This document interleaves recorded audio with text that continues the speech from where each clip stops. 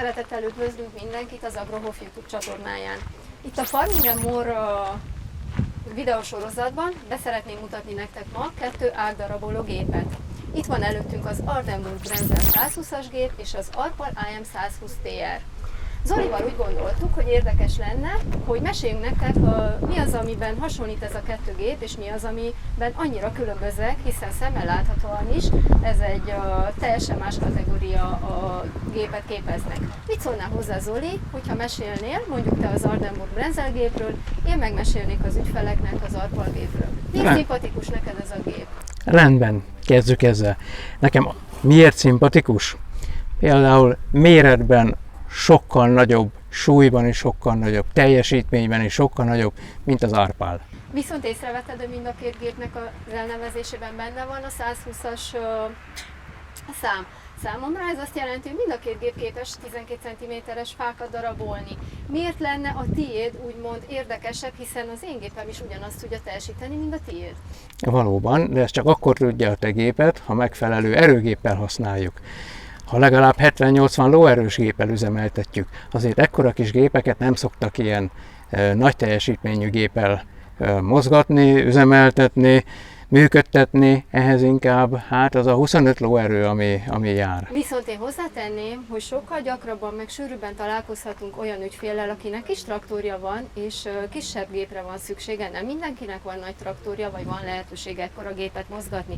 Hát ez egy 640 vagy 650 kilós gép, mikor ez csak egy 230 kilós gép.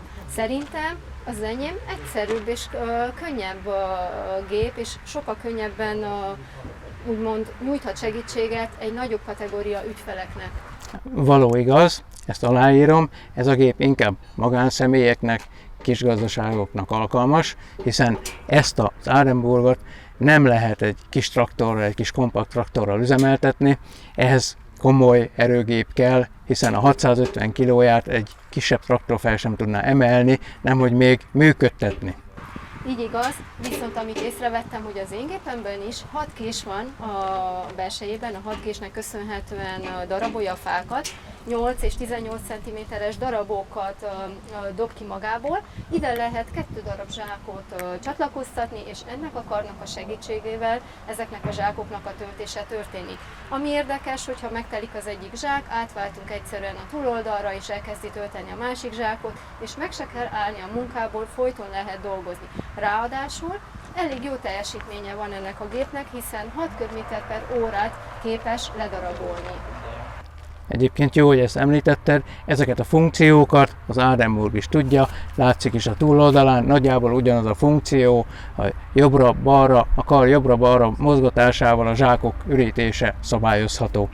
Egy nagyon fontos dolog még az Ardenburg javára, hogy ő mind a 2 szokásos fordulatszámon működtethető, tehát 1000-en is és 540-en is, tehát azt jelenti, hogy a traktor elejére és hátuljára is felakasztható, ott is működtethető. Ez így igaz, az Arpal gépet 540 kardánfordulaton lehet használni, viszont meg kell említenem, hogy ehhez a géphez nem jár gyárilag egy kardántengely.